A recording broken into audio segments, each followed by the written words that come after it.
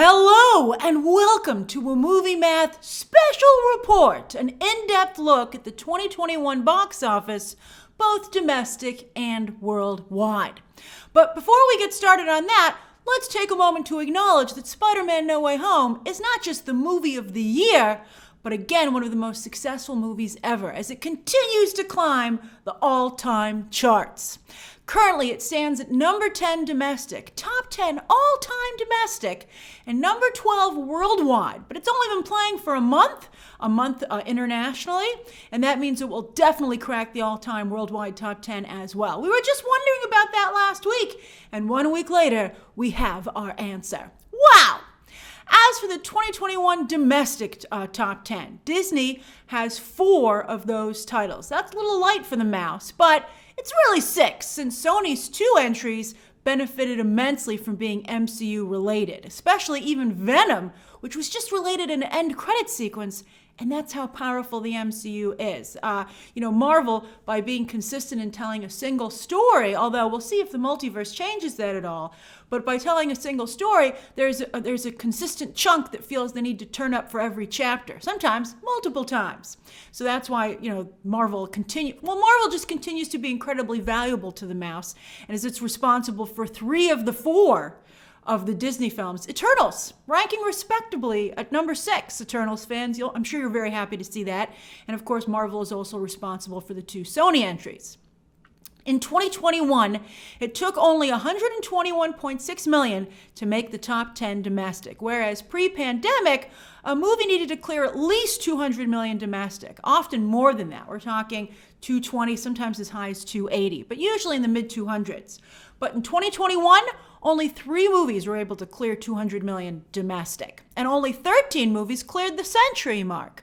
Although I think Sing 2 will get there as well. It's almost there already, so that'll make it 14 for the year. But pre-pandemic, Hollywood was usually clearing 30 to 35 movies past the century mark. I'm telling you these numbers not only for perspective as to how 2021 performed, but what we'd like to see in 2022 to know that the box office is truly back where it's supposed to be. It's incredible to see A Quiet Place 2 in the top 10. In 2018, the original did very well, placing 15 for the year. But when you see numbers like this, you have to wonder once again, why is John Krasinski not writing and directing F4? With all due respect to John Watts, who I think is a great choice, especially after seeing No Way Home. But Krasinski and Blunt together in front of him behind the camera? Come on! Krasinski did just sign a deal with Paramount, and Emily Blunt acts as if they both did, so they really are, working together. But that makes John Krasinski and Tom Cruise especially the 2 big stars at Paramount. And Ryan Reynolds, who in fact is making a comedy with Krasinski. That's one of their next projects for both of them. Ryan Reynolds also just signed a Paramount deal. That's a pretty nice stable of stars over there that they're building.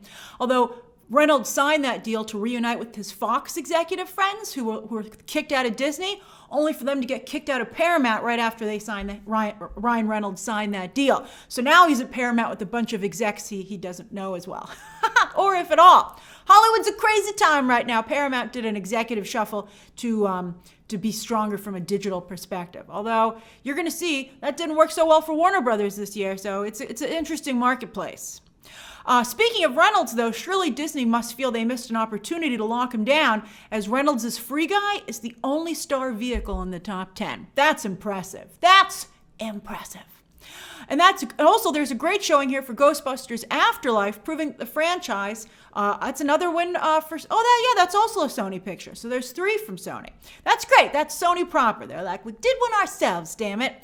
And not only did they do one themselves, but they fixed one themselves, because that's back on track. It's the only family film to make it into the top 10 as well, as Jungle Cruise just missed out at number 11. But overall, family films did very well during the pandemic, especially this year.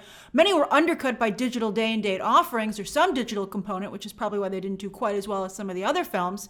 But still, family films are certainly one of the few genres that people are still willing to go to the multiplex for. I have another video about the next billion-dollar movies. We talk a little bit more about how the movie landscape is changing. Link down below to that video. But speaking of digital components, Warner Brothers is the only studio not to have a picture in the domestic top 10 due to their HBO Max day-and-date play for the year. That's going away, though. That ended with The Matrix Resurrections, and now Warner Brothers will transition to the 45-day window. But just like movies go to Disney Plus right away, Disney has decided to put their movies on PVOD and Disney Plus simultaneously. Warner Brothers will do the same. After a 45-day window, you can either purchase them digitally or you can stream them on HBO Max. All right, but Warner Brothers did place in the worldwide top 10. Haha, with Godzilla vs. Kong at number 8. Woo! Proving that the MonsterVerse will indeed stomp back into theaters. To be fair, Dune also came very close. It's just outside the top 10 at number 11. So without the HBO Max play, they surely would have been in the top 10. So that's very promising for that franchise going forward as well. Despite China's best efforts, Hollywood still claimed the top global film of the year with Spider-Man No Way Home. China had the top film last year, so they got 1 year. Spider-Man No Way Home has very strong global appeal, but it also has very strong domestic appeal. It has an almost even split between domestic and overseas box office, whereas you can see that No Time to Die, F9, and Godzilla vs. Kong are very reliant on overseas audiences. Most global hits have a high 60s to mid 70s domestic foreign split in the overseas favor because, of course, that's a much larger audience. That just goes to show you how strong the North American moviegoing market is.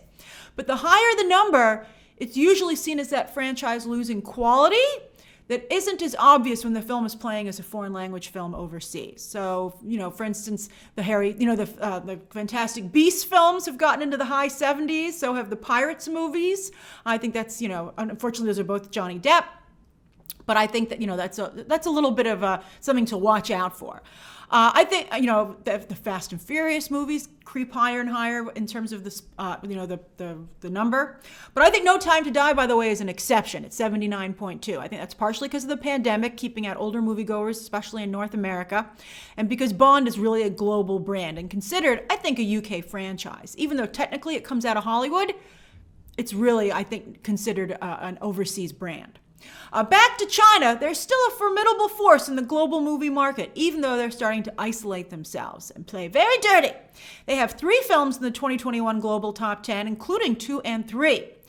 It was also their marketplace which allowed No Time to Die, which made $64.6 million in China, and F9, which made $216.9 million in China. You can see why John Cena made that public comment, how important the Chinese box office was to that movie. But the Chinese marketplace allowed those films, the only Hollywood films, to make over $700 million before Spider-Man No Way Home came along, globally. And they're the only big franchise movies to get a Chinese release. Although Free Guy also played in China, one of the only Disney movies this year to do so, and it brought in almost $100 million in China. Isn't that amazing? But it wasn't enough to get it into the global top 10. It still did very well worldwide, but it wasn't in the global top 10. And while Spider-Man No Way Home didn't need China, Marvel proper did, as Shang Chi and Eternals barely made the top 10, while Black Widow couldn't crack it. Although that's likely because Shang Chi and Eternals were theaters only, whereas Black Widow was day and date on Disney Plus, and still placed at number 12. So that's pretty impressive. Cruella and Jungle Cruise also posted very strong global numbers, 15 and 17 respectively, despite also being day and date on Disney Plus. While Encanto, which had a 30-day window, which was very highly publicized, still made it to 18 so far. So that's strong. In the top 20 globally, Disney had the most movies with 7. China came in second with 5 movies. Will we ever learn about the different companies within China? Their government is so heavily involved in the entertainment space. It's an interesting landscape. But anyway, Warner Brothers, hey, that's not bad. 3rd place with 3 movies. Sony has 2. And then United Artists, Universal, and Paramount, 1 apiece. Back to Sony for a minute there. Venom, a global hit once again. The first Venom was a very big hit, and as you can see, they continued with the sequel, especially, though, I think because of the end credit scene. And I thought that the sequel was not nearly the quality of the first film, but I think the things that carried it were the end credit sequence, the promise of what's to come, and then also, of course, although not much came of it, well, we'll see. I think Sony is very much in the middle of a big pivot with Spider-Man. But anyway, also I think Tom Hardy is still so beloved as the character. I think people just really like him in that role. So that's the 2021 box office, both domestic and worldwide, and I'm excited to see if 2022 fully rebounds. Again, check out that other video about the 2022 billion-dollar contenders, link down below. There's a lot of them. All right, share your thoughts on the 2021 box office down below, and of course, as always, you can check out some more videos right now.